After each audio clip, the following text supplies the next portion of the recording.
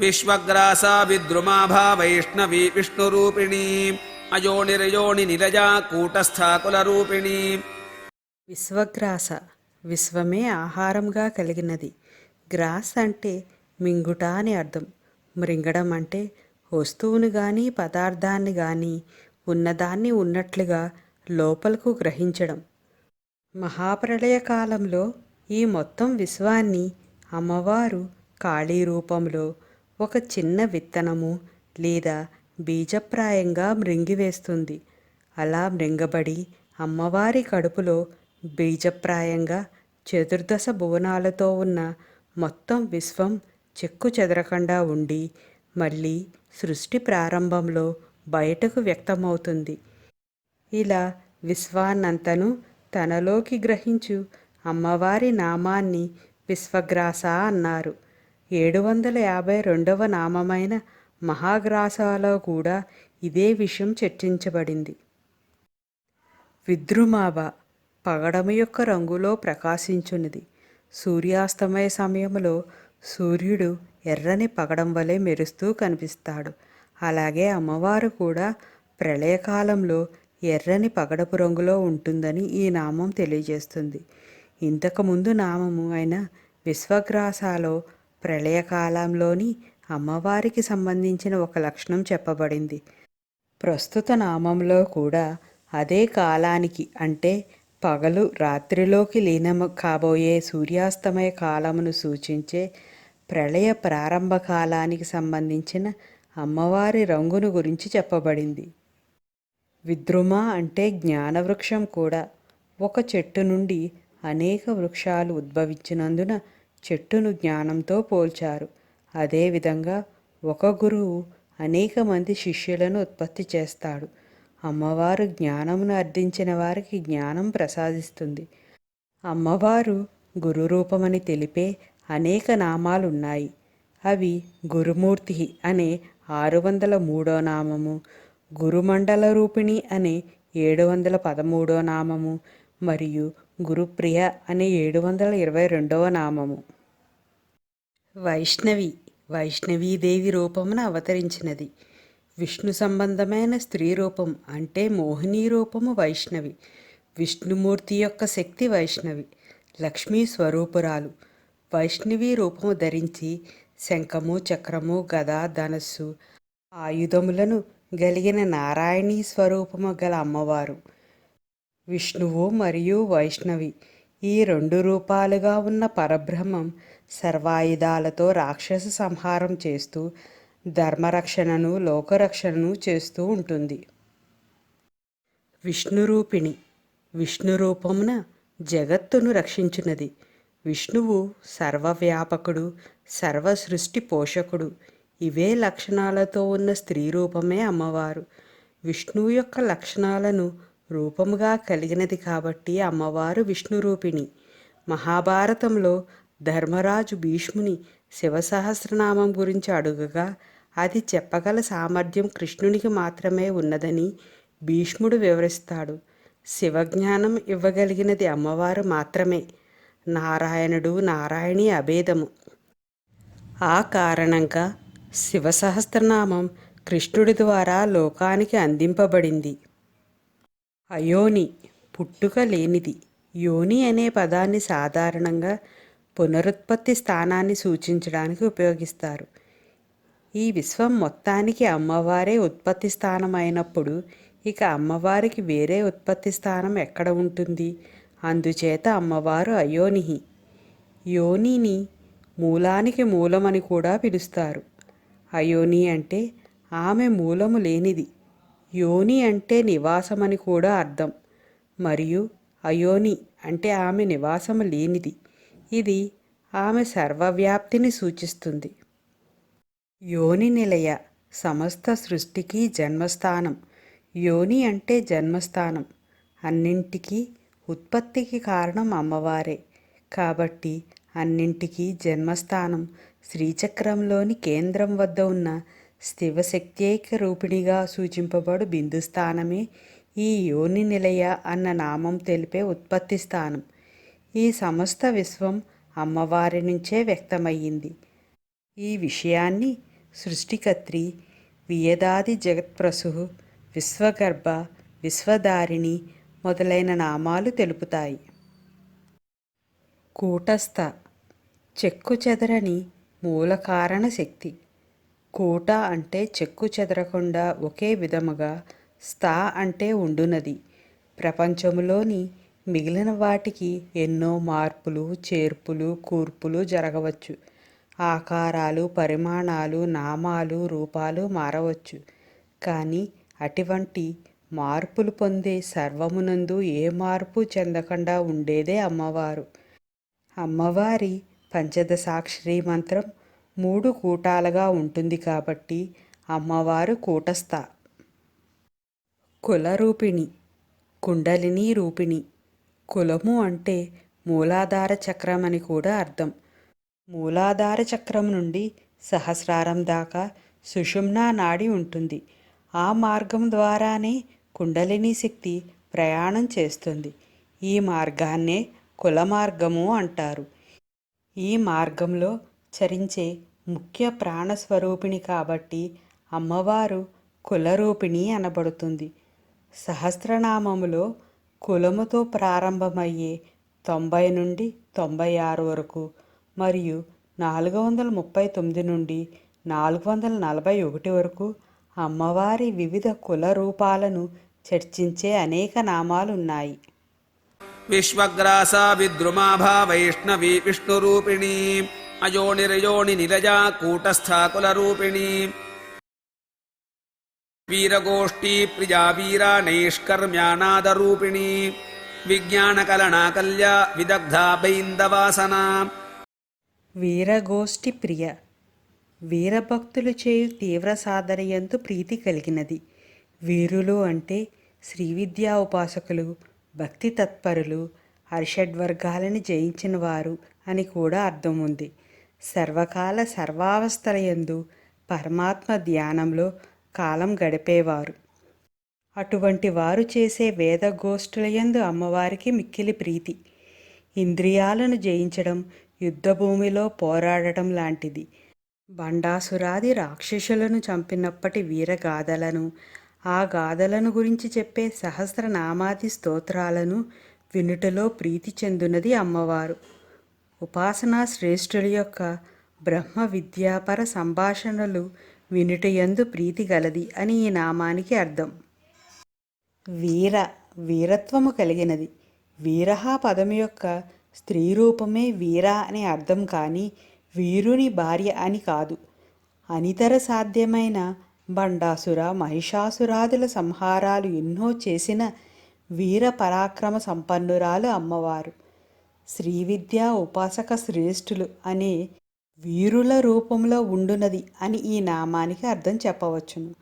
ముక్తి సాధనకై ఉపాసన చేయువారు నిజమైన వీరులు. అటువంటి వారికి అమ్మవారికి అభేదం. అందువలన అమ్మవారు వీరా అని పిలువబడుతుంది అని కూడా ఈ నామానికి అర్థం చెప్పవచ్చును. నైష్కర్మ్య, కర్మబంధము లేనిది. ప్రతి జీవి యొక్క మొదటి జన్మ తప్ప మిగిలిన జన్మలన్నీ కర్మఫలాలే. సృష్టికి సంబంధించిన సమస్తమైన క్రియలు లీలాప్రాయంగా అమ్మవారి ద్వారా జరిగిపోతాయే తప్ప వాటి ఫలితాలు అమ్మవారికి అంటుకోవు. క్రియాచరణం కానీ కర్మఫల పాప పుణ్యాల సంఘం కానీ అమ్మవారికి లేదు కాబట్టి అమ్మవారు నైష్కర్మ్య. నాదరూపిణి, ఓంకార స్వరూపిణి. శబ్దాలకు ధ్వనులకు వెనుక ఉన్న నాదము యొక్క రూపముగా అమ్మవారు ఉంటుంది. ఆనందరూపమైన పరమేశ్వరి నాదరూపంలో అనాహత చక్రంలో ఉంటుంది. అంతర్ముఖులైన వారు దానిని దర్శించగలుగుతారు అని జ్ఞానులు చెప్తారు. అక్షరాలు పుట్టకముందు ఉండే స్థితి నాదం. ఆ నాదమే రూపాంతరం చెంది వర్ణాలుగా పరిణమిస్తుంది. వేదాలన్నీ నాదరూపమే. వేదమాత అమ్మవారు కాబట్టి ఆమె నాదరూపిణి అనబడుతుంది. అవ్యక్తమైన పరమాత్మ శక్తిని లోకంలో వ్యక్తపరిచేది నాదమే. ఈ నాదము జగత్తంతా ఆవరించి ఉంటుంది. ఏ విషయాన్ని గ్రహించడానికైనా నాదమే ఆధారము. ఆ నాదము అమ్మవారి రూపం. అందుచేతని నాదరూపిణి అవుతుంది. ప్రణవంలోని అకార, ఉకార, మకార రూపాలే త్రిమూర్తులు. అయితే ఈ మూడక్షరాలను సమీకరించుకుని ముందుకు విస్తరిల్లే నాదరూపమే అమ్మవారు అని కూడా సమన్వయం చేసుకోవాలి. విజ్ఞాన కలన, విజ్ఞాన స్వరూపిణి. విజ్ఞానం అంటే బ్రహ్మాన్ని గ్రహించడానికి అవసరమైన జ్ఞానం.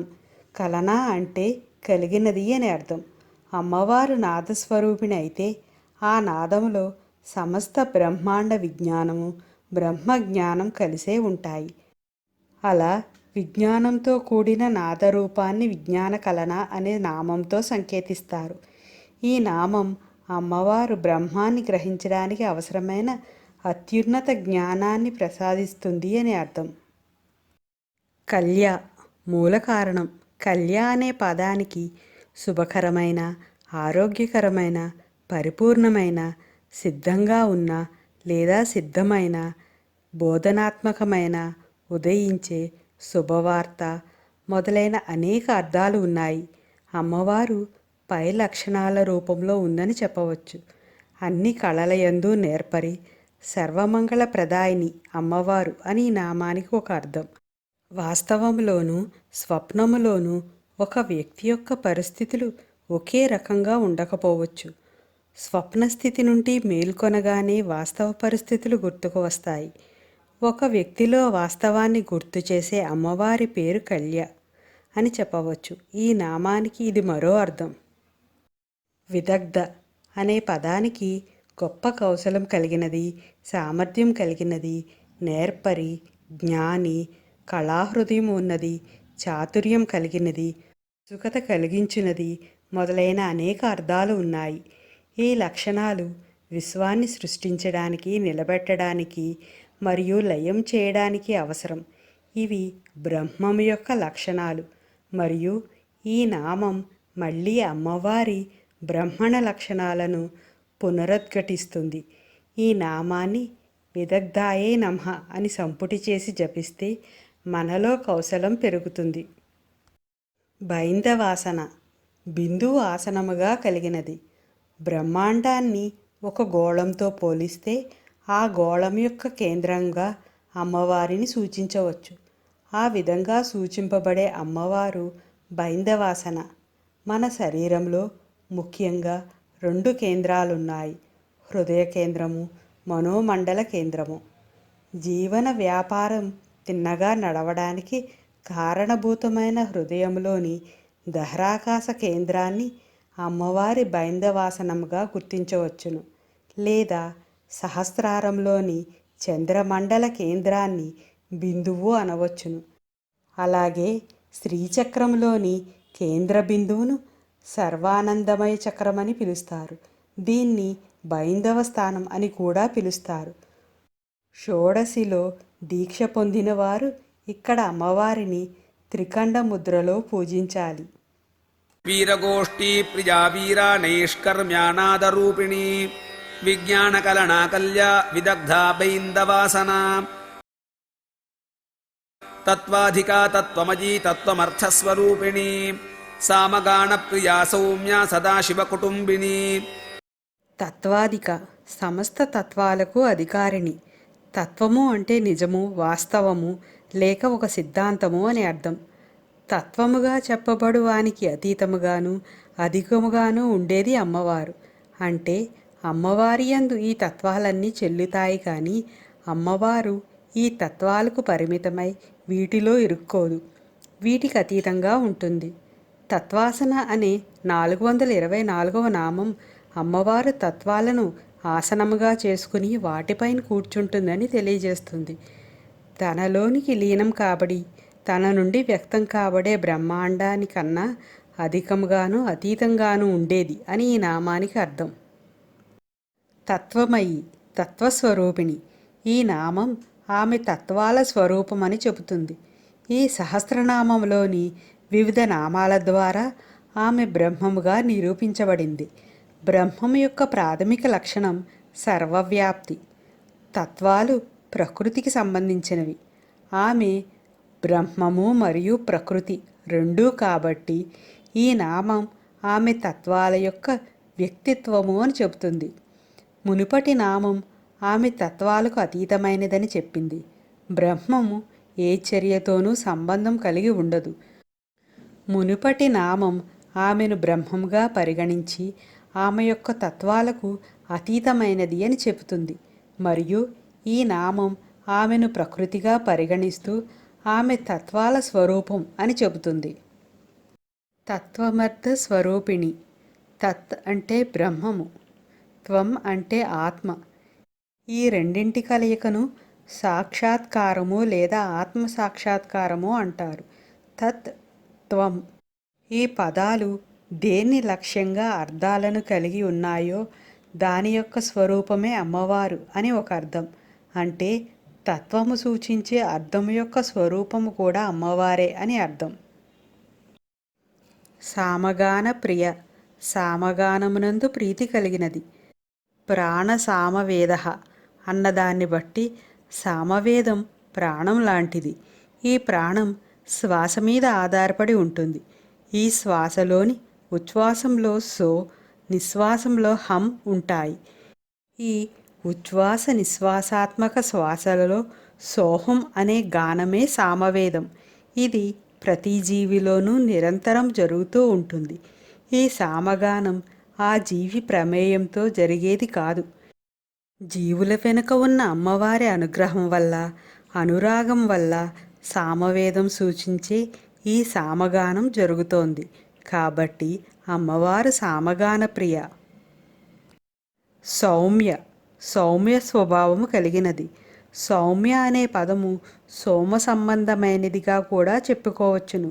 సోమ అనే పదము శివునిలో భాగమైన ఆయన భార్య ఉమతో కూడిన శివుడిని సూచిస్తుంది. శ్రీకంఠార్థ శరీరిణి అనే 392వ నామంలో శివుని సగము శరీరముగా నున్నది అని చర్చించబడింది.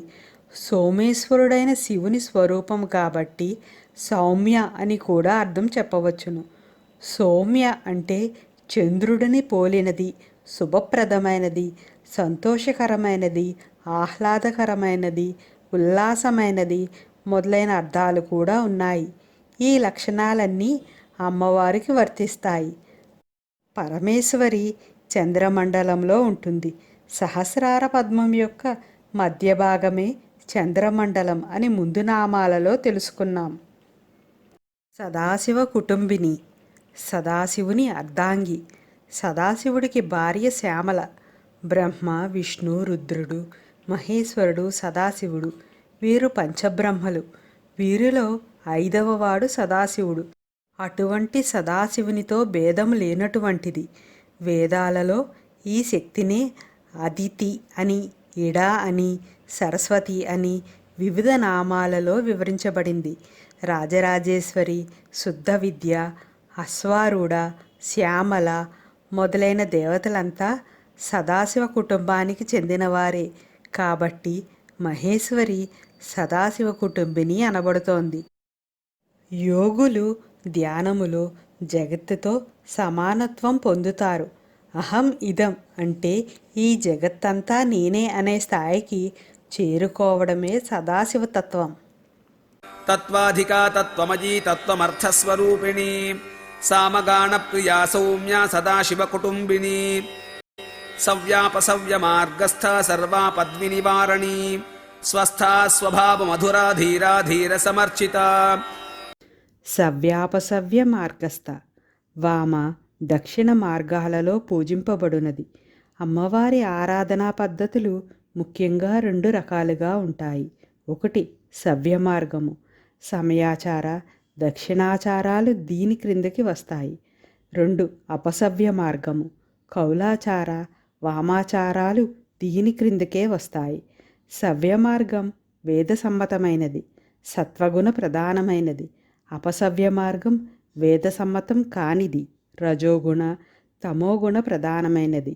అయినప్పటికీ అమ్మవారి ఆరాధన ఈ 2 మార్గాలలోనూ జరుగుతూనే ఉంది. వారి వారి యోగ్యతలను బట్టి, సంస్కారాలను బట్టి, శ్రద్ధాభక్తులను బట్టి అమ్మవారు ఇలా 2 రకాలుగా ఆరాధించే వారికి కూడా అనుగ్రహాన్ని వర్షిస్తుంది. ఈ 2 రకాల ఆరాధనలలో కూడా ప్రధాన దేవతగా ఉండేది కాబట్టి అమ్మవారు సవ్యాపసవ్య మార్గస్థ, సర్వాపద్వి నివారిణి, అన్ని ఆపదలను నివారించున్నది. ముందు నామంలో చెప్పిన వామ మార్గము, దక్షిణ మార్గము ఈ రెండింటిలోనూ దేని ద్వారా పూజించినా రక్షించున్నది అమ్మవారు. మన చెడ్డ కర్మల వలన, ధర్మబద్ధము కాని కోర్కెల వలన మనము ఆపదలకు లోను అవుతాము. కనుక అమ్మవారిని ఆశ్రయిస్తే ఏది ధర్మము, ఏది అధర్మము అనే జ్ఞానాన్ని ఇచ్చి మనలను సరైన మార్గంలో నడిచేట్లు చేసే అమ్మవారు మనలని రక్షిస్తుంది అని ఈ నామానికి అర్థం. స్వస్థ, మార్పు లేకుండా ఉండునది. స్వస్థ అంటే ఉపాధి లేకుండా ఉండడం. అమ్మవారు పూర్ణస్వరూపం. పూర్ణస్వరూపం అంటే తేజస్సు పరంగా కానీ, జ్ఞానపరంగా కానీ, సృష్టిపరంగా కానీ అన్ని విధాల అన్నింటి యందు సర్వమునకు మూలమైనది. సమస్తమునకు అమ్మవారే ఆధారం. అమ్మవారి నుంచి సమస్తము ఉద్భవించి తిరిగి అమ్మవారిలోకి లీనమవుతాయి. అటువంటి అమ్మవారిలో ఎప్పుడూ ఎటువంటి మార్పు ఉండదు. కారణం ఆమెకు ఉపాధి అవసరం లేకపోవడం. అందుకే అమ్మవారు స్వస్థ.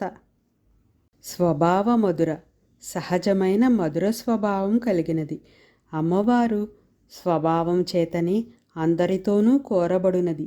అమ్మవారి యొక్క స్వభావమే కాదు, మాట మధురం, చూపు మధురం, రూపం మధురం, వదనం మధురం, అన్ని రకాలుగాను అందరినీ ఆహ్లాదపరిచేట్టుగా ఉంటుంది. కనుకని అమ్మవారు స్వభావ మధుర. ధీర, ధైర్యము కలిగినది. ఏది లేకపోతే మిగతావి అన్నీ ఉన్నా లాభం లేదో అది ధీ. స్థిరత్వమును సాధించగల ధీశక్తిని, ధైర్యగుణములను కలవారిని ధీరులు అంటారు. ఈ ధీర లక్షణం లోపలి నుంచి వచ్చేదే కానీ బయట నుంచి వచ్చేది కాదు. మనలో భక్తి దృఢపడినప్పుడు మనము చేసే ప్రతి పని, పలికే ప్రతి మాట అమ్మవారితో ముడిపడుతూ ఉంటుంది. అంటే ధర్మబద్ధమైన పని చేయడం, మృదువుగా మాట్లాడటం, ఆలోచనలలో స్వచ్ఛత. మనలో ఇట్టి లక్షణాలు వ్యక్తమవుతున్నప్పుడు మనలో పనిచేసే అమ్మవారే ధీర. పరమహంసులకు ఈ ధీరాగుణం ఉంటుంది. ధీర సమార్చిత, ధీర స్వభావం కలవారిచే ఆరాధింపబడినది. ధీ అంటే జ్ఞానం యొక్క సారము నుండి భిన్నముగా లేనిది.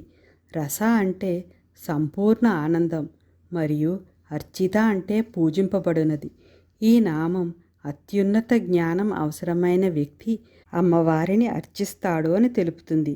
అత్యున్నత జ్ఞానం ఆనందానికి దారితీస్తుంది. అదే మోక్షం. ఏ విషయంలో అయినా సమగ్రమైన జ్ఞానాన్ని ధీరులు దృఢమైన శ్రద్ధాశక్తులతో సాధిస్తారు. అందుచేతనే వాళ్ళు దర్శించినవన్నీ సంపూర్ణ సత్యాలవుతాయి. అటువంటి ధీరుల చేత సరి అయిన విధానంలో అమ్మవారు అర్చింపబడుతుంది. కాబట్టి అమ్మవారు ధీర సమార్చిత. జ్ఞానం అవసరమైన వ్యక్తి అమ్మవారిని ఆరాధిస్తాడని, జ్ఞానాన్ని ఆర్జించిన వారిచే అర్చింపబడుతుందని ఈ 2 రకాలుగాను ఈ నామానికి అర్థం చెప్పవచ్చును. సవ్యాపసవ్య మార్గస్థ సర్వాపద్వినివారణీ స్వస్థా స్వభావ మధురా ధీరా ధీర సమర్చిత చైతన్యార్ఘ్య సమారాధ్య చైతన్య కుసుమ ప్రియా సదోదిత సదా తుష్టా తరుణాదిత్య పాటల. చైతన్యార్ఘ్య సమారాధ్య, జ్ఞానులచే పూజింపబడునది.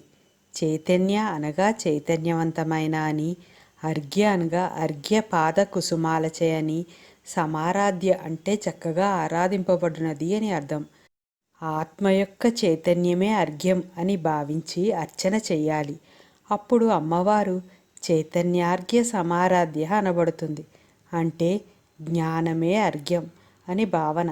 ఆత్మజ్ఞానంతో ఆత్మనే అర్ఘ్యముగా ఉపయోగించి అమ్మవారిని అర్చించాలి. జ్ఞానముతో ఆత్మానుభవం పొంది ఆత్మార్పణ గావించాలి. జ్ఞాన మార్గంలో అంతర్ముఖంగా చక్కగా ఆరాధింపబడినది అని ఈ నామానికి అర్థం. చైతన్య కుసుమ ప్రియ, జ్ఞానమనడి పుష్పముల యందు ప్రీతి కలిగినది. కుసుమ అంటే పుష్పము. చెట్టు నుండి కోసిన పుష్పములో అందము, ఆకర్షణ, సువాసన, వికసనము, మృదుత్వము, మాధుర్యము ఉంటాయి. కానీ చైతన్యం ఉండదు. పై లక్షణాలకు చైతన్యం కలిసి ఉన్న పుష్పము చైతన్యవంతమైన హృదయ పద్మం అవుతుంది. భక్తుల యొక్క ఇటువంటి చైతన్య కుసుమాలంటే అమ్మవారికి చాలా ప్రీతి. పైన చెప్పిన హృదయ పద్మం అనగా నిర్మలమైన మనస్సే కాక ఇంకొక 8 పుష్పాలను కూడా చైతన్య కుసుమాలుగా చెబుతారు. అవి 1 అహింస, 2 ఇంద్రియ నిగ్రహము, 3 క్షమ, 4 కరుణ, 5 వివేకము, 6 తపస్సు, 7 సత్యము, 8 ధ్యానము. ఈ 8 చైతన్య పుష్పాలతో పూజ చేస్తే అమ్మవారికి ఇష్టం. సదోదిత సత్యస్వరూపిణి. భక్తుడు కానీ ఉపాసకుడు కానీ అమ్మవారిని స్మరించిన తక్షణమే అమ్మవారు వారి హృదయంలో స్ఫురిస్తుంది. ఎవరైనా సరే, ఎప్పుడైనా సరే, ఎక్కడైనా సరే స్మరించడం జరగవచ్చు. అలా స్మరింపబడినప్పుడల్లా అమ్మవారు వెనువెంటనే వారిలో స్ఫురిస్తుంది. కాబట్టి అమ్మవారు సదోదిత. ఉపాసకులు తలిచిన వెంటనే అమ్మవారు వారి భావనలలో ఉదయిస్తుంది. ఆత్మనందు ప్రకాశించున్నది కాబట్టి అమ్మవారు సదోదిత.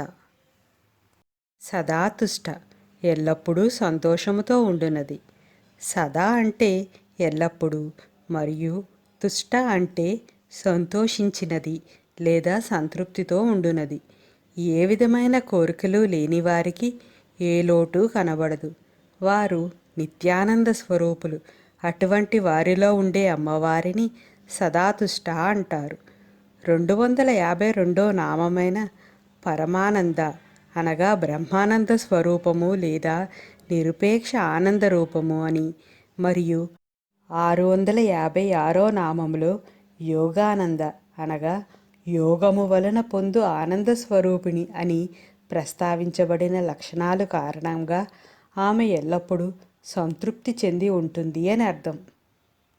తరుణాదిత్య పాటల ఉదయ సూర్యుని వంటి కాంతి కలిగినది. ప్రాతకాలమునందున్న సూర్యుని వలె ఎరుపు తెలుపు కలిసిన రంగుతో ప్రకాశించేది. పరమేశ్వరి శ్యామల వర్ణంలో ఉంటుందని, గౌరవర్ణంలో ఉంటుందని చెప్పడం తప్పు కాదు.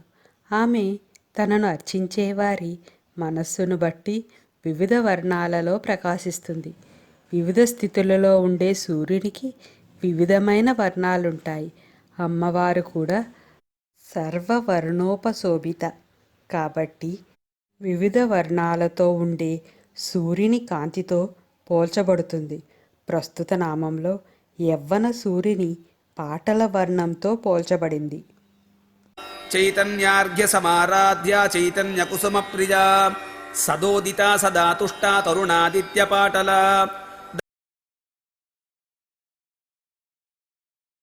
దక్షిణా దక్షిణారాధ్య ధరస్మేర ముఖాంబుజ కౌలినీ కేవలానర్ఘ కైవల్య పదదాజిని. దక్షిణారాధ్య. దక్షిణ అంటే జ్ఞానులు, అదక్షిణ అంటే అజ్ఞానులు. వీరిద్దరి చేత అర్చింపబడేది. ఇక్కడ జ్ఞానులు అంటే అంతఃపూజతో ఆత్మదర్శనం కోసం ప్రయత్నం చేసేవారు, మోక్షకామకులు.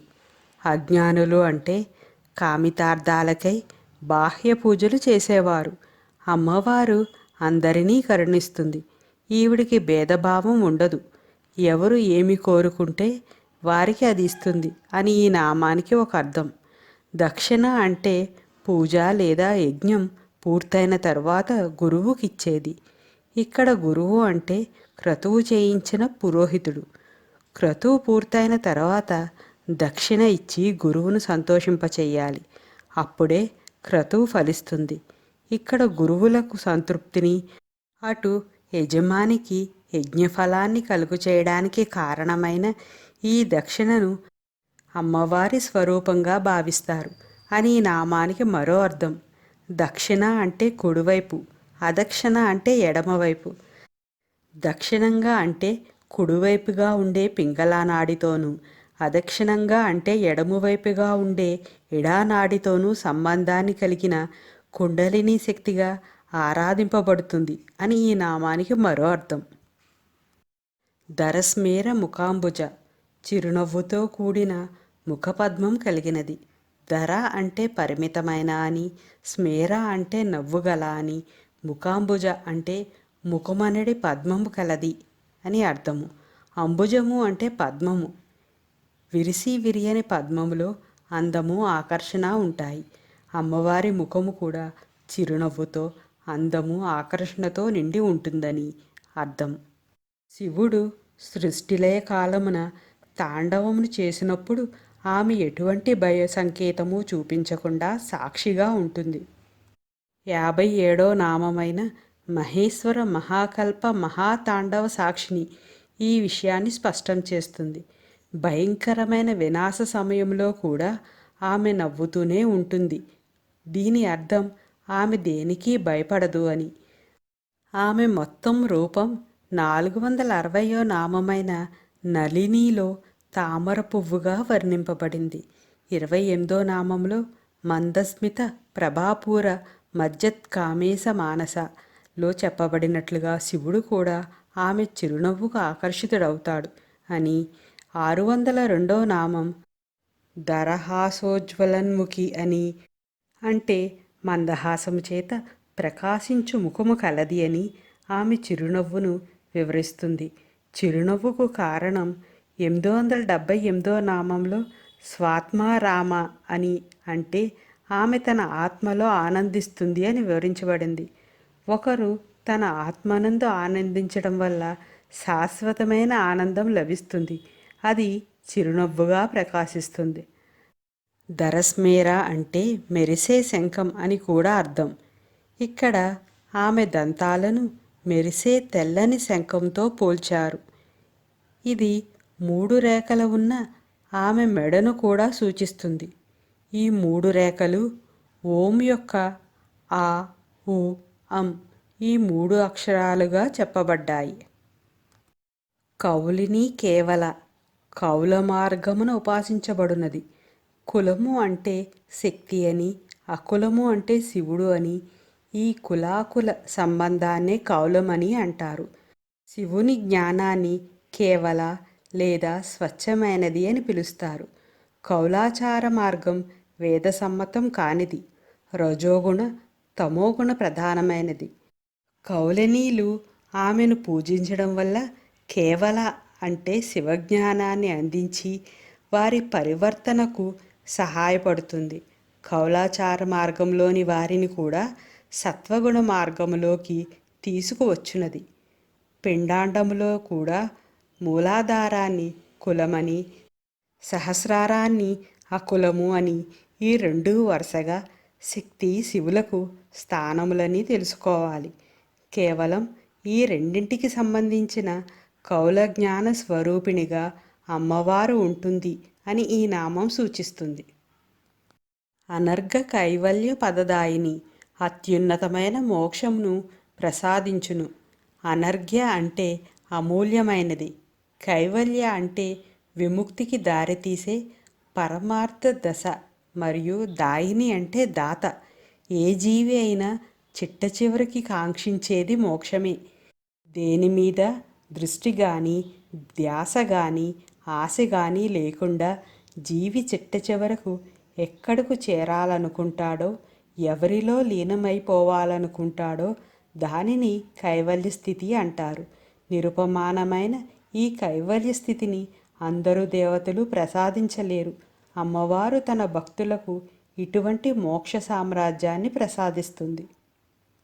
దక్షిణా దక్షిణారాధ్య ధరస్మేర ముఖాంబుజ కౌలినీ కేవలానర్ఘ కైవల్య పదదాజిని స్తోత్ర ప్రియా స్తుతిమతీ శృతి సంస్థుత వైభవ మనస్వినీ మానవతీ మహేషీ మంగళాకృతి. స్తోత్రప్రియ, పదే పదే ఒకే మాటను వల్లివేయడమే స్తుతి. దేన్ని స్తుతిస్తే అత్యంత గొప్ప ఫలితం దక్కుతుందో అది స్తోత్రం. పరమేశ్వరపరమైన స్తుతి వేదాల్లో ఉంటుంది. ప్రత్యేకించి గానం చేసుకోవడానికి వీలుగా సామవేదంలో ఉంటుంది. అందువల్ల ఈ సామవేద గానం అంటే అమ్మవారికి ఇష్టం అని ఈ నామానికి అర్థం. స్తోత్రం అంటే ప్రస్తుతం మనకు ఎవరిని గురించి చెప్పుకుంటున్నామో ఆ లలితాదేవికి సంబంధించిన స్తోత్రం. ఈ స్తోత్రం అంటే ఆవిడకు చాలా ఇష్టం. ఎందుకంటే ఈ స్తోత్రంలో ఉండేదంతా బ్రహ్మజ్ఞానం, ఆత్మజ్ఞానం, యోగ శాస్త్ర జ్ఞాన విషయాలే కాబట్టి. ఈ స్తోత్ర జ్ఞానముతోనే తన బిడ్డలైన జీవులు మోక్షప్రాప్తికి అర్హులవుతారు కాబట్టి.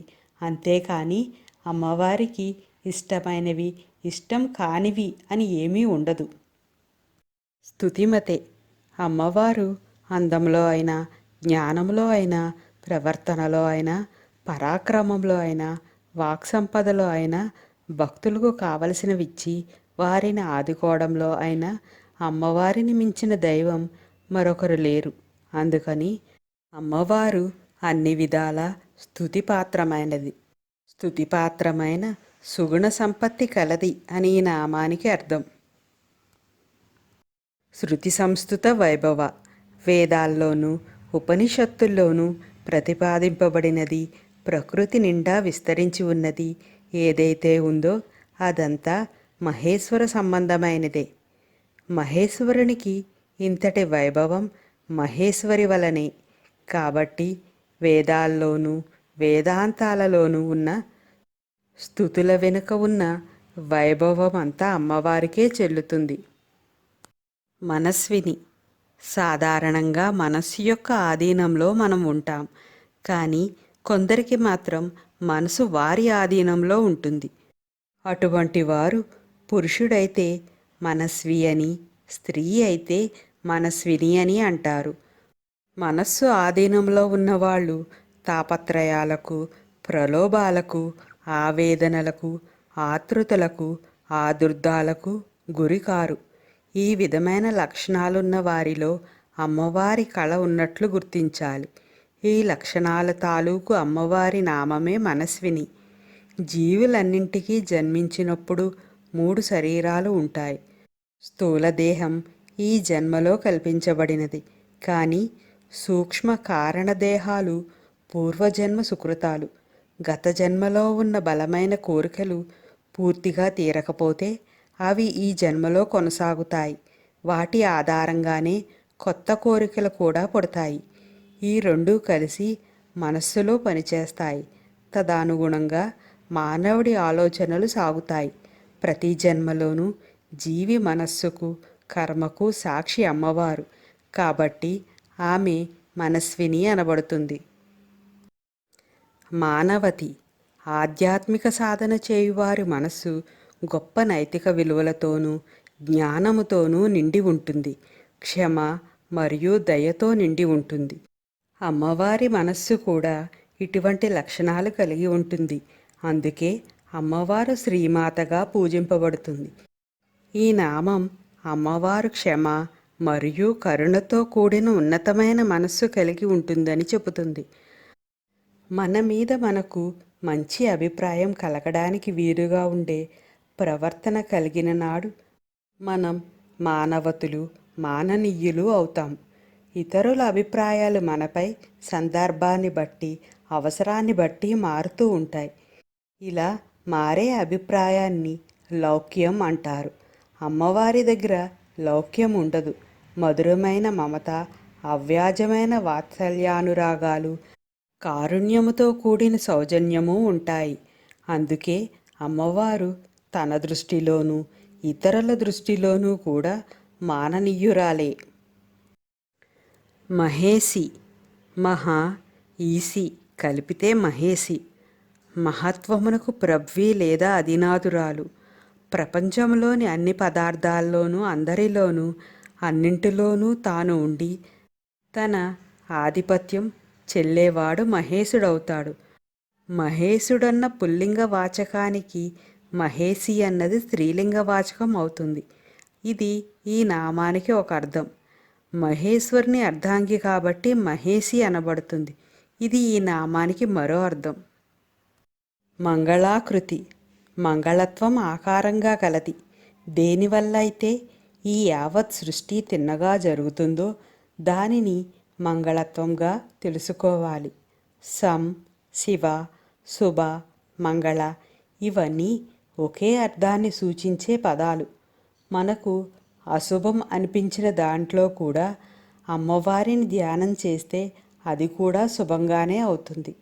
మంగళం అంటే శుభం, ఆనందం, సౌభాగ్యం, సంక్షేమం, పరమానందం మొదలైనవి.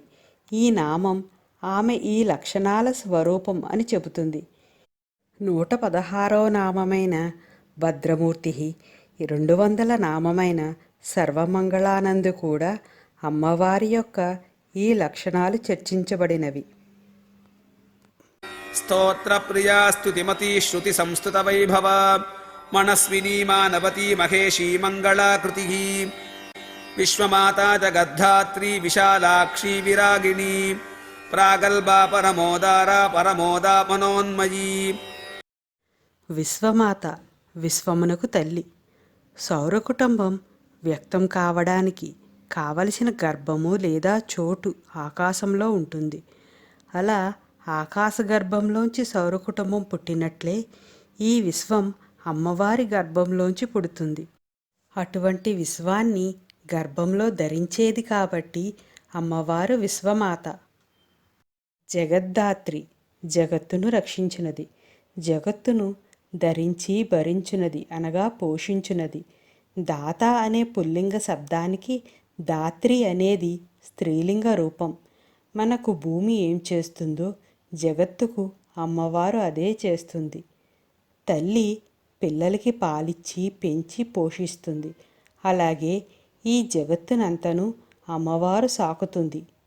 భూమిర్ధేనుర్ధారిణి లోకధారిణి అని దుర్గా సూక్తంలో ఇదే విషయం చెప్పబడుతుంది. విశాలాక్షి, విశాలమైన కన్నులు కలది. అమ్మవారి దృష్టి విశాలమైనది. దృష్టి అనే మాట భౌతికమైన కళ్ళకే పరిమితం కాదు. అమ్మవారి కళ్ళు ఎలాగూ విశాలమైనవే. కళ్ళే కాకుండా దృష్టి అనే మాట చూపుకు, అవగాహనకు, ఇముడ్చుకుపోవడానికి కూడా చెల్లుతుంది. పరమాణువు, బ్రహ్మాండము ఈ రెండూ కూడా కనబడగల దృష్టి అమ్మవారిది. అంటే హద్దులు లేనటువంటి చూపు కలది అని అర్థం. ఇలాంటి పరవర దృష్టి ఉన్నప్పుడే సాధకునికి హృదయ గ్రంథులు ఛేదింపబడి సంశయ మోక్షము కలిగి కర్మబంధాలు అంటని స్థితి వస్తుంది. అటు ప్రళయ స్థితిని చూడగలదు, ఇటు సృష్టి స్థితిని చూడగలదు అమ్మవారు. ఇలా రెండింటినీ చూడగలిగేది అమ్మవారే తప్ప ఇంకెవ్వరూ ఉండరు. అందుకని అమ్మవారు విశాలాక్షి.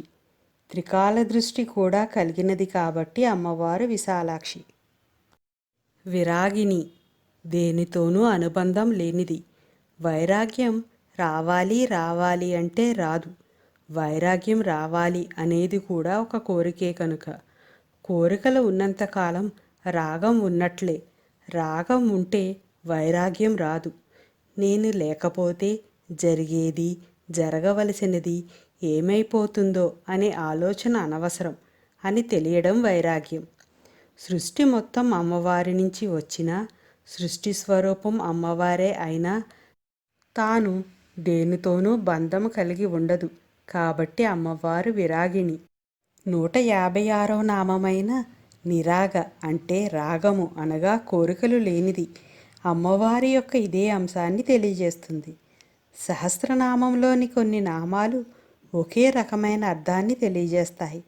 దీనికి కారణం అమ్మవారి యొక్క లక్షణాన్ని ధృవీకరించడం. ఉదాహరణకు అమ్మవారు పరబ్రహ్మ స్వరూపిణి అని చెప్పే నామాలు అనేకం ఉన్నాయి. ప్రగల్భ, సర్వసమర్థురాలు. ఈ విశాల సృష్టి రచన, నిర్వహణ అతి సమర్థవంతంగా నిర్వహించే అమ్మవారు తన కార్యనిర్వహణ సామర్థ్యం గురించి అతి తక్కువగానే వ్యక్తపరుస్తుంది. పూర్తి వివరణను అర్థం చేసుకునే సామర్థ్యం మనకు లేదు కనుక అతి తక్కువగా చెప్పే వివరణ కూడా ఎంత ప్రభావితంగా ఉంటాయో, ఎంత ప్రౌఢంగా ఉంటాయో చెప్పలేము. మళ్ళీ మాట్లాడితే బాగుండును, వినవచ్చు అనిపించేట్లుగా అమ్మవారి మాటలుంటాయి. ఆ మాటలలో దర్పము, ప్రాగ్బల్యము ఉంటాయి. దర్పముతో కూడిన ప్రతిభావంతమైన మాటలు కలది అని ఈ నామానికి అర్థం. పరమోదార, మిక్కిలి ఉదార స్వభావం కలిగినది.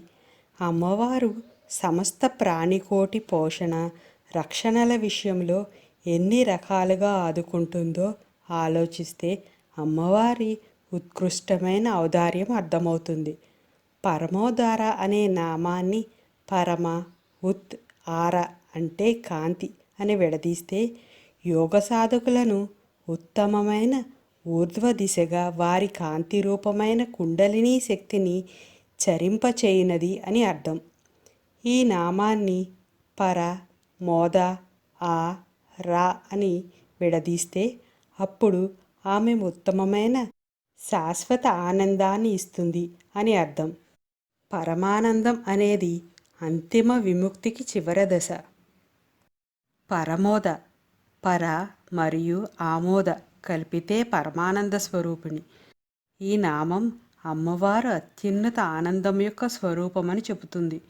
మునుపటి నామం అమ్మవారు అత్యున్నత ఆనందాన్ని ఇస్తుంది అని చెబుతుంది. ప్రపంచంలో మొత్తం ఎంత సంతోషం ఉంటే అంతటి సంతోషాన్ని పొందగల అమ్మవారి నామం పరమోద. అసలు ఈ పరమోద స్వరూపమే అమ్మవారు. ఆమోదము అంటే సంతోషమనే కాక పరిమళము అనే అర్థం కూడా ఉంది. ప్రపంచంలో ఉండే పరిమళం అంతా అమ్మవారి సాన్నిధ్యంలో వ్యక్తమై ఉంటుందని ఈ పరమోద నామం సూచిస్తుంది. ప్రతి జీవిలోనూ పుష్పంలోని తేనెపొట్టుల బ్రతుకుపై ఆశను, తీపిని కలుగజేసే ఆనందరూపిణి అని ఈ నామానికి అర్థం చెప్పవచ్చును. మనోన్మయి, ఎటువంటి ద్వైతభావము లేకుండా శూన్యమైన మనస్సు పరమాత్మ యొక్క నివాస స్థానము. మనస్సు అనేది సంకల్ప వికల్ప సంఘాతము, అదే మాయ. ఆ మాయ కనుక పటాపంచలైతే పరమాత్మ దర్శనం అవుతుంది. ప్రతి జీవిలోనూ జ్ఞానేంద్రియాలు, కర్మేంద్రియాలు ఉంటాయి. వీటినన్నింటినీ సక్రమంగా నడిపించేది మనస్సు. మన మనస్సు ఏ ఆకారంలో, ఏ రూపంలో అమ్మవారిని దర్శించాలి అని కోరుకుంటుందో అమ్మవారు ఆ రూపంలో దర్శనం ఇస్తుంది. కాబట్టి అమ్మవారు మనోన్మయి. విశ్వమాతా జగద్ధాత్రి విశాలాక్షి విరాగిణి ప్రాగల్భా పరమోదారా పరమోదా మనోన్మయీ వ్యోమకేశీ విమానస్థా వజ్రిణీ వామకేశ్వరీ పంచయజ్ఞ ప్రియా పంచప్రేత మంచాధిశాయిని. వ్యోమకేశి, అంతరిక్షమే కేశముగా కలది. వ్యోమ అంటే ఆకాశము, కేశి అంటే కేశములు. ఆకాశమును కేశముగా ఉన్నది. ఒక సందర్భంలో అమ్మవారి కేశాలు ఆకాశం వైపు ఎగిసినట్లుగా ఉంటాయి. మహాప్రళయకాలంలో మహాకాళీ అవతారంగా ఉన్నప్పుడు ఆ కేశాలు అలాగే ఆకాశం వైపు ఎగిసి ఉంటాయి. ఈ కాళీ అవతారం చీకటికి సంబంధించినది. మళ్ళీ పునఃసృష్టి జరగాలంటే చీకటిలోంచి కిరణాలు రావాలి. చీకటి నుంచి వచ్చే కిరణాలు నల్లగానే ఉంటాయి. అయితే మనం చూడలేనంత మాత్రాన ఇలాంటి కిరణాలు ఉండవనుకోకూడదు. ఇలా చీకటిలోంచి వచ్చే కిరణాలే కాళీ అమ్మవారి కేశాలుగా ఊహించుకోవాలి. అప్పుడు వ్యోమకేశి అన్న అమ్మవారి యొక్క నామం అవగతమవుతుంది. వ్యోమకేశునికి శక్తి అవ్వడం వల్ల అమ్మవారు వ్యోమకేశి. విమానస్థ, విమానము అనగా సహస్రారమునందు ఉండునది. సుమేరు మధ్య శృంగస్థ అన్న నామంలో చెప్పబడినట్లుగా మేరుపర్వత ఉత్తర శిఖరము వద్ద, పాలపుంత ఉత్తర కొన వద్ద, శ్రీచక్రంలో బిందువు వద్ద, మనలోని సహస్రార కమలములోనూ ఉండునది అని ఈ నామానికి అర్థాలు వస్తాయి. వి, మాన, స్థ అని విడదీస్తే అమ్మవారు తన భక్తులను రక్షించడంలో నిమగ్నమై ఉన్నది అని అర్థం. భక్తులు అంటే మొత్తం సృష్టి అని అర్థం. అమ్మకు అన్ని జీవులు భక్తులే. వజ్రిణి, వజ్రి అంటే వజ్రము కలవాడు. ఇది పుల్లింగ శబ్దం అయితే వజ్రిణి దీనికి స్త్రీలింగ శబ్దం అవుతుంది. రుద్రుడు కూడా వజ్రాయుధాన్ని ధరిస్తాడని వేదాలు వర్ణిస్తాయి. వజ్రాయుధాన్ని ధరించిన రుద్రుని వజ్రాని, అతని భార్యను వజ్రిని అని పిలుస్తారు. వజ్రము అనేది వాక్కుకు సంబంధించిన ఒక యంత్రము. మనలో పిండాండంలో విశుద్ధి చక్రానికి అధిష్టాన దేవత వజ్రేశ్వరి. ఆమె ఒక అతి రహస్య శక్తి. విశుద్ధి చక్రం ద్వారానే సర్వవాంగ్మయము వ్యక్తం కావాలి కాబట్టి ఈ వజ్రేశ్వరికి వాక్కుకు సంబంధం ఉంటుంది. వజ్రేశ్వరి అనే ఈ అతి రహస్య శక్తి శ్రీచక్రంలోని అష్టమ ఆవరణమైన త్రిభుజములో ఉంటుంది. వజ్రేశ్వరి స్వరూపమున్న అమ్మవారు అని ఈ నామానికి అర్థం. వామకేశ్వరి, వామకేశ్వరుని శక్తి. సమస్తాన్ని సృష్టించేవాడు ఒక ఆకారం దాల్చి పరిమితత్వాన్ని పొందితే అలా పొందినవాణ్ణి వామదేవుడు అంటారు. లేదా వామభాగంలో దేవిని కలిగిన వాణ్ణి వామదేవుడు అనవచ్చు. వామదేవునికి సంబంధించిన వాడే వామకేశ్వరుడు కూడా. ఈ వామకేశ్వరుని శక్తి వామకేశ్వరి అవుతుంది. వామకులనేవారు దేవతలలో ఒక గణం. వారు అమ్మవారిని ఆరాధిస్తారు కాబట్టి వామకులకు అమ్మవారు ఈశ్వరి అయ్యింది. వామకేశ్వర తంత్రానికి అమ్మవారు హృదయస్థానం. శ్రీ విద్యా సాంప్రదాయానికి ఈ వామకేశ్వర తంత్రం ప్రామాణికం అని ప్రసిద్ధి. పంచయజ్ఞప్రియ, నిత్యము చేయు పంచయజ్ఞములచే ప్రీతి చెందునది. శ్రద్ధాభక్తులతో నలుగురికి ఉపయోగపడేట్టు చేసే ఆరాధనా విశేషాన్ని యజ్ఞము అంటారు. ప్రతి గృహస్థు 5 రకాలైన యజ్ఞాలు ప్రతిరోజు నిర్వహించాలని చెబుతారు. అవి 1 బ్రహ్మయజ్ఞము, 2 పితృయజ్ఞము, 3 దేవయజ్ఞము, 4 భూతయజ్ఞము, 5 మనుష్యయజ్ఞము. వీటిని పంచమహాయజ్ఞాలని అంటారు.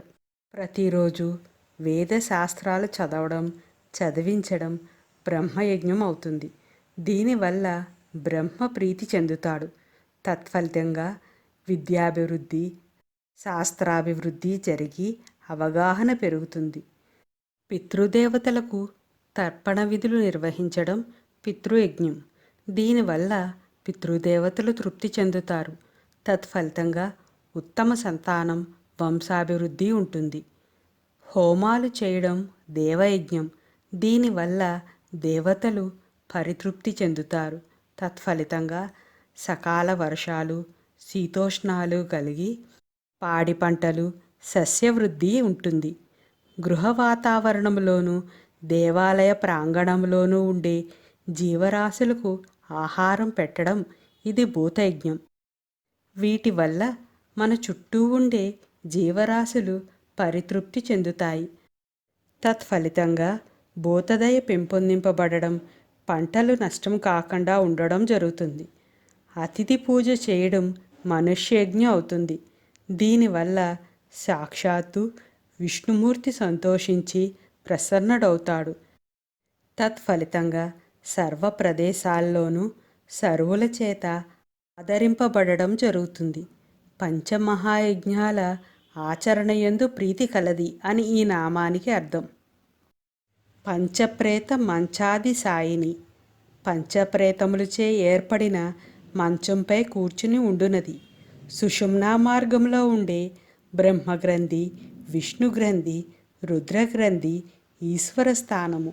ఈ 4 స్థానాలు మంచానికి 4 కాళ్ళు అయితే ఆ మంచానికి సదాశివుడు కూర్చుని పలకగా ఉంటాడు. అటువంటి మంచంపై అధిష్ఠించి ఉంటాడు మహాకామేశ్వరుడు. ఆయన వామభాగమున అమ్మవారు ఉంటుంది. అదే పంచప్రేత మంచాది సాయిని. ఈ విధంగా శ్రీవిద్యలో సంకేతిస్తారు. వ్యోమకేశీ విమానస్థా వజ్రిణీ వామకేశ్వరీ పంచయజ్ఞప్రియా పంచప్రేత మంచాధిశాయిని పంచమీ పంచభూతేశీ పంచసంఖ్యోపచారిణి శాశ్వతీ శాశ్వతైశ్వర్యా శర్మదా శంభుమోహిని. పంచమి పంచకృత్య పరాయణి. ప్రళయం తర్వాత విశ్వాన్ని పునఃసృష్టి చేయు శివుని పంచమ అని పిలుస్తారు మరియు ఆయన భార్య పంచమి. అలాగే అష్టమాతృకలలో ఐదవది అయిన వారాహీదేవి స్వరూపురాలిని పంచమి అంటారు.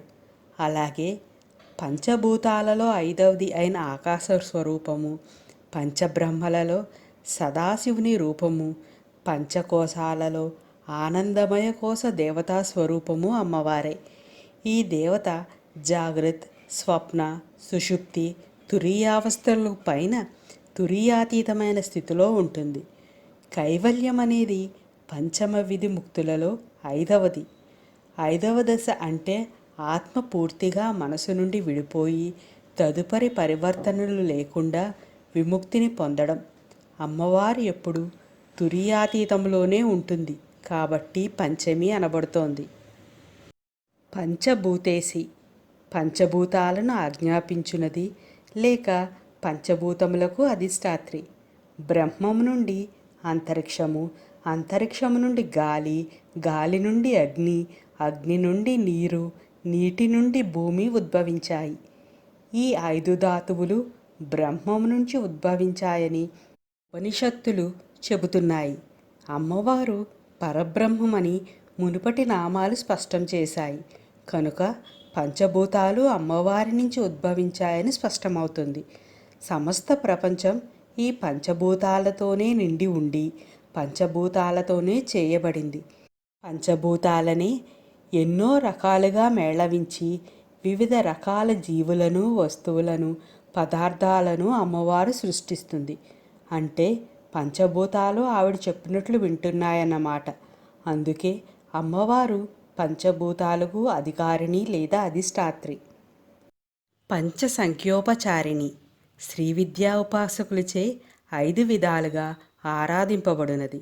పంచభూతాలు, పంచ జ్ఞానేంద్రియాలు, పంచ తన్మాత్రలు, పంచ కర్మేంద్రియాలు, ఇలా పంచ సంఖ్యాత్మకంగా ఈ సృష్టి ఉంటుంది.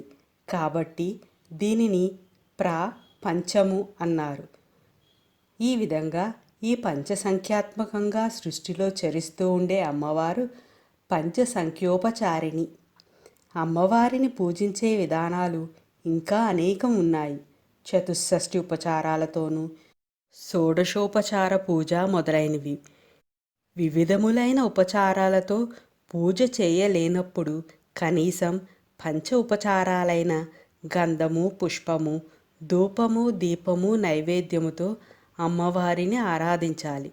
ఇలా చేయడం వల్ల కలుగు ఫలితాలు ఏమిటంటే పంచభూతాలతో నిర్మింపబడిన ఈ సృష్టికి పంచేంద్రియాలకు ఉన్న సంబంధం పంచ తన్మాత్ర సాయిక అనే నామంలో మనం తెలుసుకున్నాం. భగవంతునికి పుష్పం అర్చించడం ద్వారా చర్మానికి, వాయువుకి ఉన్న తన్మాత్ర ఉపశమనం పొందుతుంది. నైవేద్యం ద్వారా నాలికకి, నీటికి ఉన్న తన్మాత్ర ఉపశమనం పొందుతుంది. దీపదర్శనం ద్వారా కంటికి, కాంతికి అనగా అగ్నికి ఉన్న తన్మాత్ర ఉపశమనం పొందుతుంది. ధూపము, గంధము అర్పించడం ద్వారా ముక్కుకు, పృథ్వీకి ఉన్న తన్మాత్ర ఉపశమనం పొందుతుంది. గంట, వేదమంత్రాల శబ్దం ద్వారా చెవికి, ఆకాశానికి ఉన్న తన్మాత్ర ఉపశమనం పొందుతుంది. తన్మాత్రలన్నీ శమించినప్పుడు మనస్సు నిశ్చలం అవుతుంది. అప్పుడు సాధన బాగా సాగుతుంది. శాశ్వతి శాశ్వతముగా ఉండునది. శాశ్వతి అనగా నిత్య నిరంతరమైనది. నిరంతరం అంటే ఎప్పుడు అని అర్థం కాదు. అమ్మవారు లేకుండా లేని సమయము, స్థలము లేకపోవడం. ఇదే విషయమును మరింత వివరంగా సత్యం, జ్ఞానం, మనంతం బ్రహ్మ అని పరబ్రహ్మ తత్వాన్ని గురించి శృతులు చెబుతాయి. అందుకే పరబ్రహ్మ స్వరూపిణి అయిన అమ్మవారు శాశ్వతి. అమ్మవారు ఎప్పుడు విశ్వం నిండా నిండి ఉండేది అని ఈ నామానికి అర్థం. శాశ్వత ఐశ్వర్య శాశ్వతమైన ఐశ్వర్యము కలది. దేనిని మనము ధనం అనుకుంటున్నామో దాన్ని బట్టి మన విలువను లెక్క కడతారు ధనమంటే నిజమైన అర్థం తెలిసినవారు. సూర్యుడు వెలగడమే కాదు, ఆ వెలుగు మనకి పనికి రావడం కూడా ఉంది.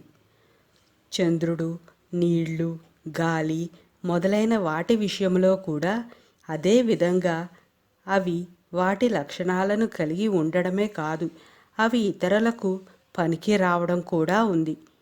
ఇలా పనికి రాగలగజేయడం అనుగ్రహానికి సంబంధించినది. ఈ లక్షణాలు ఎవరి దగ్గర ఉంటే వారికి శాశ్వతమైన ఐశ్వర్యం ఉన్నట్లే. ఏది ఉంటే ఇక ఇతరమైనవి కావాలి అని అనిపించదో అది నిజమైన ఐశ్వర్యం. ఈ అర్థంలో ఒక్క మోక్షం తప్పించి మిగిలినవన్నీ అశాశ్వతమైన ఐశ్వర్యాలవుతాయి. పైగా ఇది ఇతరుల చేత దొంగిలింపబడనిది కూడా. ఈ శాశ్వతమైన మోక్షాన్ని ఇచ్చేది కాబట్టి అమ్మవారు శాశ్వతైశ్వర్య. సర్మద ఓర్పును సుఖశాంతులను ఇచ్చినది. సం అంటే సుఖము, శాంతి అని అర్థము. శర్మ అంటే అనంతమైన సుఖం. అన్ని కోర్కెలు తీరిపోయి ఇక కోరుకోవడానికి ఏమీ లేనటువంటి స్థితిలో పొందే మహదానందం. శర్మను ఇచ్చున్నది శర్మద. మన యందున్న ఏ భావం వలన మన మనస్సు, ఇంద్రియాలు శమింపబడతాయో దానిని సం, సం, శర్మ, సమి, సమము అనే పేర్లతో పిలుస్తారు. 125వ నామం శర్మదాయిని అంటే శాంతిని, సుఖమును ఇచ్చినది. భౌతిక సుఖాల వలన పొందే సుఖము అశాశ్వతమైనది. ఆమె ఇచ్చే ఆనందం శాశ్వతమైనది. శర్మద, శర్మదాయిని ఈ 2 నామాల ద్వారా ఒకే అర్థం తెలియజేయబడుతుంది. ఒక నామం భౌతిక సుఖాలను సూచిస్తుందని, మరొకటి మానసిక సామర్థ్యాన్ని అనగా ఆనందాన్ని సూచిస్తుందని కూడా చెప్పవచ్చు. నిజమైన ఆనందం ముక్తిని పొందడం. శంభుమోహిని ఈశ్వరుని మోహింపచేయునది. శంభు పదాన్ని సం, భూ అని విడదీస్తే సం అంటే సుఖము, శాంతి, భూ అంటే పుట్టించువాడు అని అర్థం వస్తుంది. చలించని దృఢచిత్తుడైన శంభుని మోహింపచేసి ఆయన వద్ద ఉండే సుఖశాంతులను భక్తులకు అందింపచేస్తుంది అమ్మవారు. అమ్మవారు మోహినీతత్వమే లేకపోతే శివుని ద్వారా ఈ సృష్టి వ్యక్తమయ్యేది కాదు. శివుడు తన ఇంద్రియాలను నియంత్రించినవాడు. కానీ 863 కామకేలి తరంగిత నామం ప్రకారం ఆమె శివుడిని ఆకర్షిస్తుంది అని స్పష్టమవుతుంది. పంచమీ పంచభూతేషి పంచసంఖ్యోపచారిణి శాశ్వతీ శాశ్వతైశ్వర్యా శర్మదా శంభుమోహిని